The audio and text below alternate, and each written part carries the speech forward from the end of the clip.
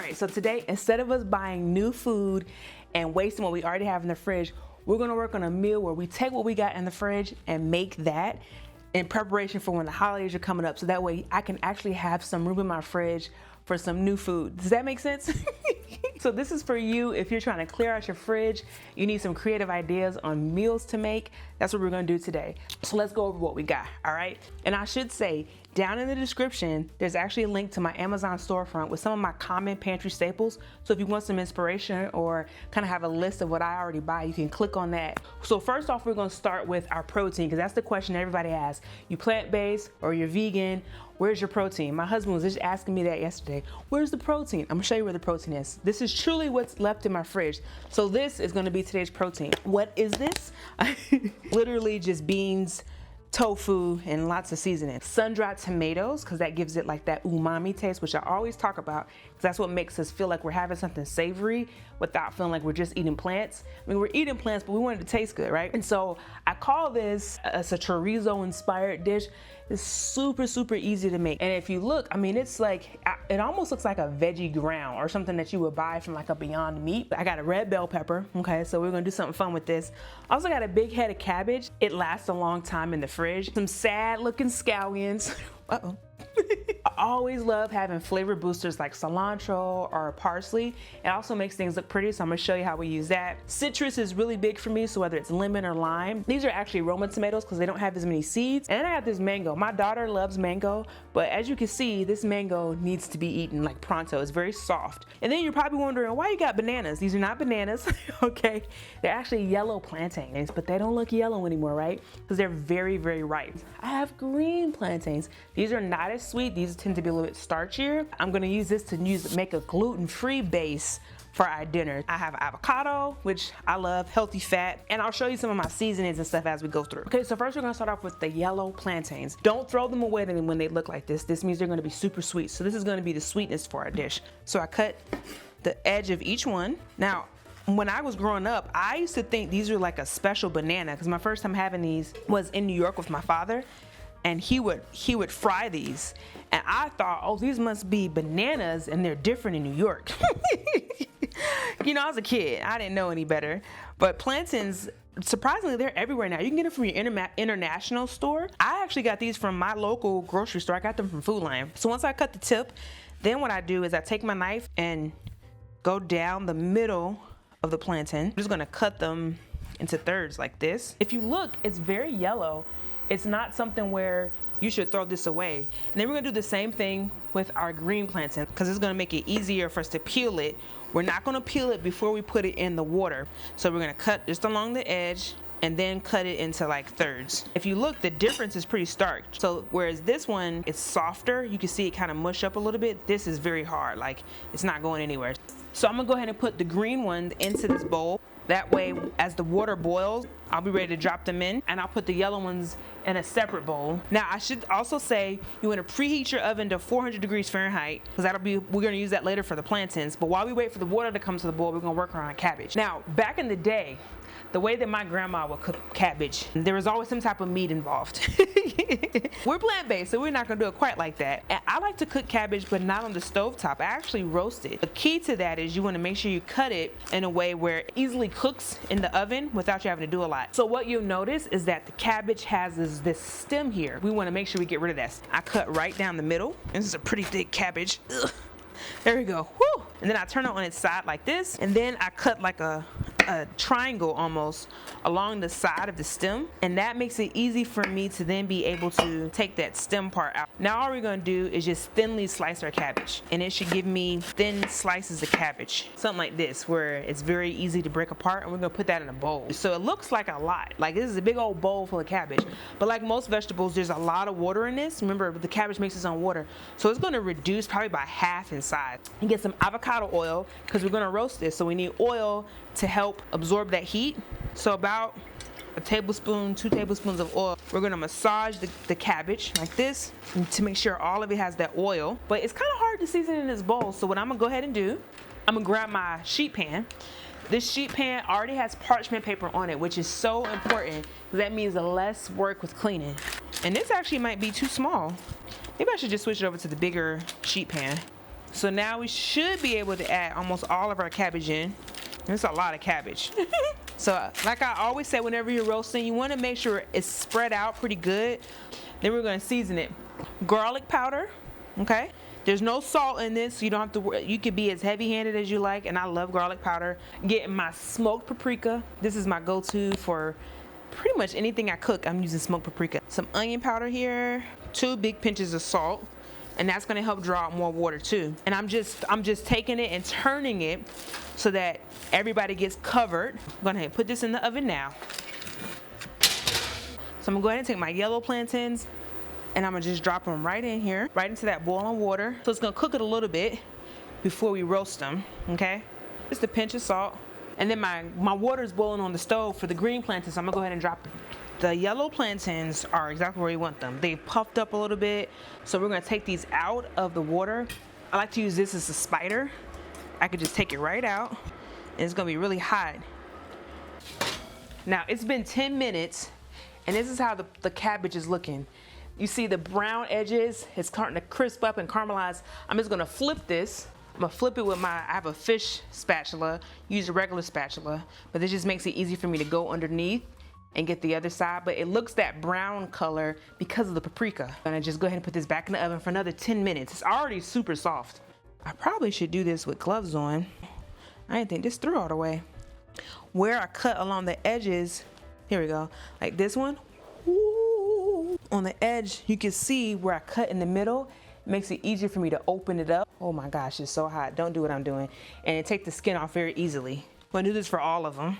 If you're doing this at home, what I would recommend is just make sure when you're cutting the plantains like we did in the beginning, make sure you really cut through the middle, so that way when you take it out of the hot water, it's easier to take the skin off. Like this. See how easy that is to take that skin off? I mean, it's hot though, guys. I'm trying to be brave for the camera. I'm gonna slice them a little bit more, just so I can get more like this size. I don't want them to be super thick. I just want it to be like a nice round.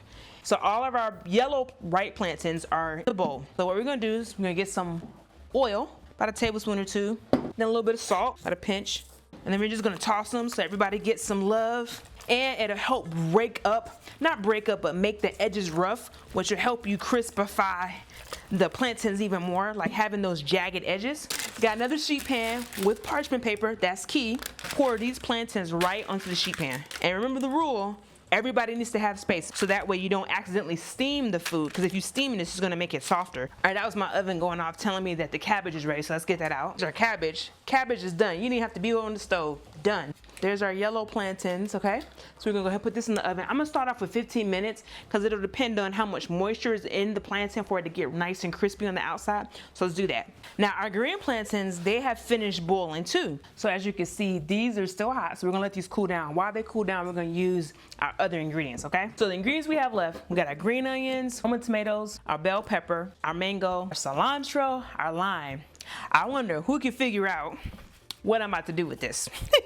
So I'm gonna let you know, we're gonna make a mango salsa. Technically a salsa is basically a salad. We think of it differently because you usually put it on top of something. But again, we're using what we have, right? I think it's important, like when you're thinking about food, to have like at least for me, I have a general principle of I wanna have something fresh and almost like raw to break up the cooked food, but also try to maximize how many nutrients I'm getting. So if I don't feel like having a salad, I'll go with the salsa. That's like one of my favorite ways to do it. I can blend it, like put it in the blender if I don't feel like cutting it like this. Now, honestly, this is actually my first time doing this with scallions. Typically, I do this with red onions or yellow onions. So I got my green onions, put them right in the bowl. Onions, scallions are in. So the bell pepper, it has a big seed in the middle. Trim off the top. So there's my part one of my seed. Okay, I take the stem off like this, and now I have pepper.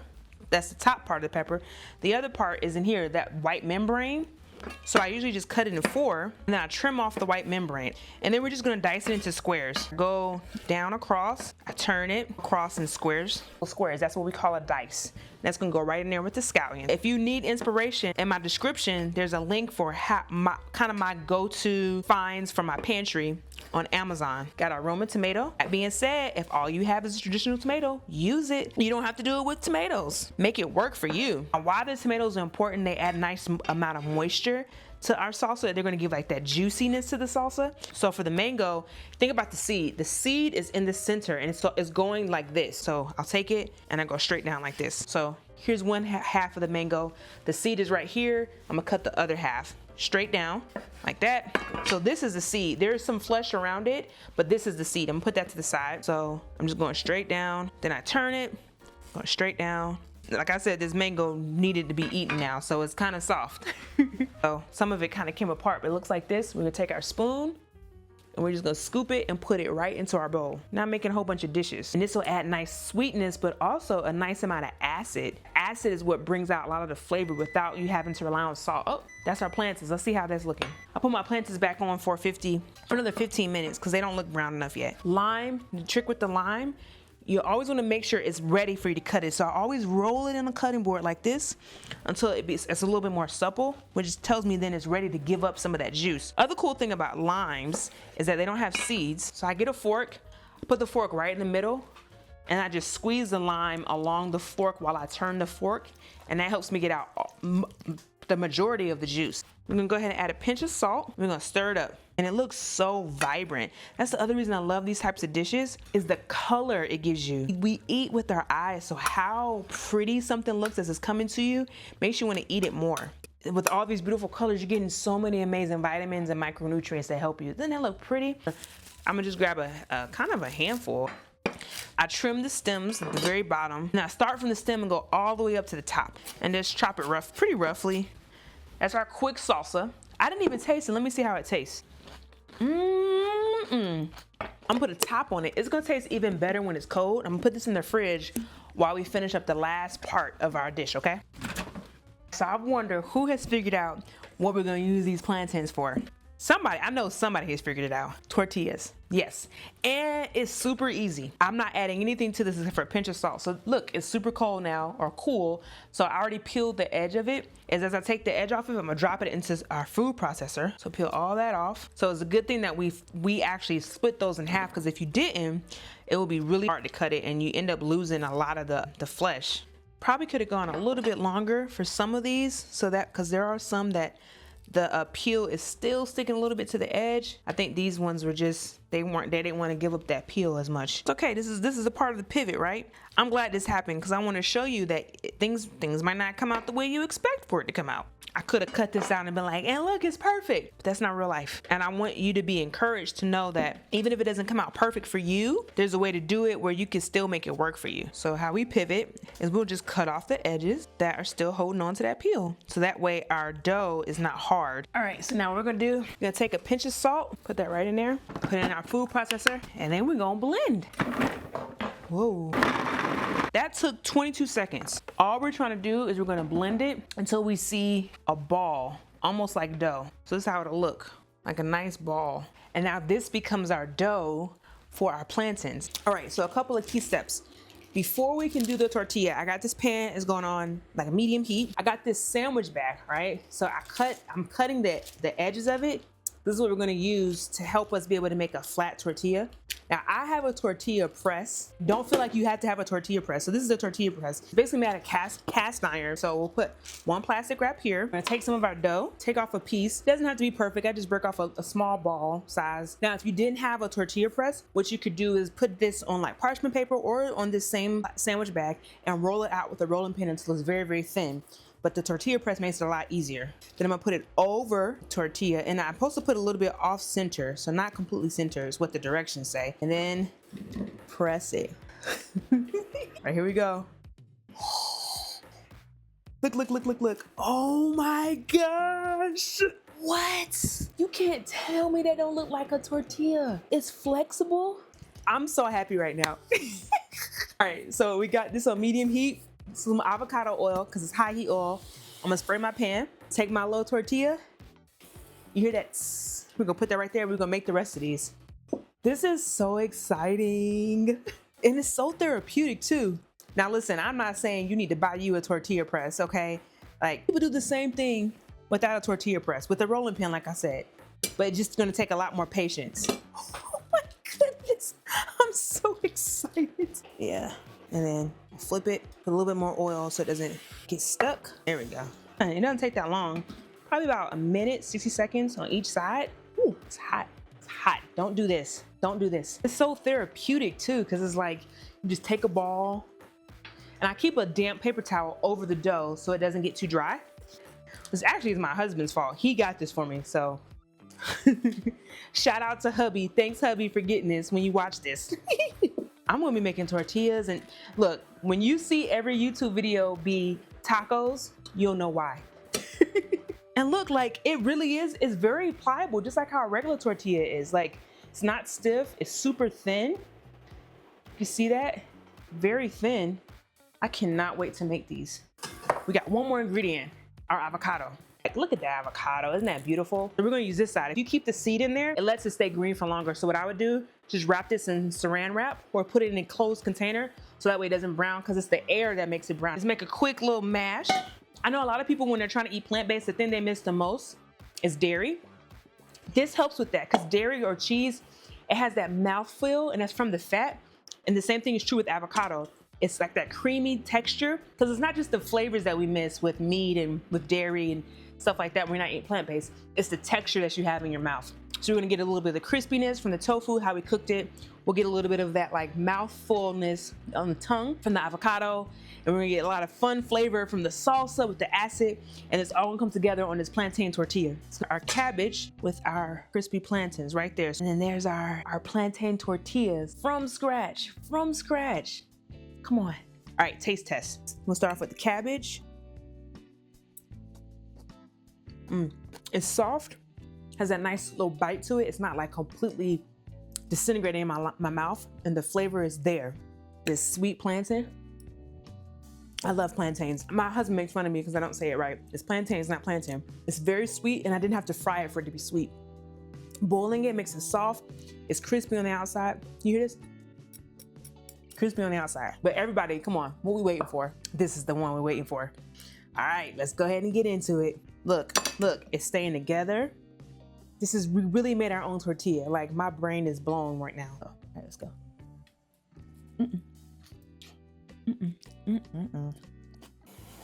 Wait, one more. This is phenomenal. I cannot believe I made this. I'm talking about the tortilla. Like, usually stuff like this, I'm like, okay. No, like this legit.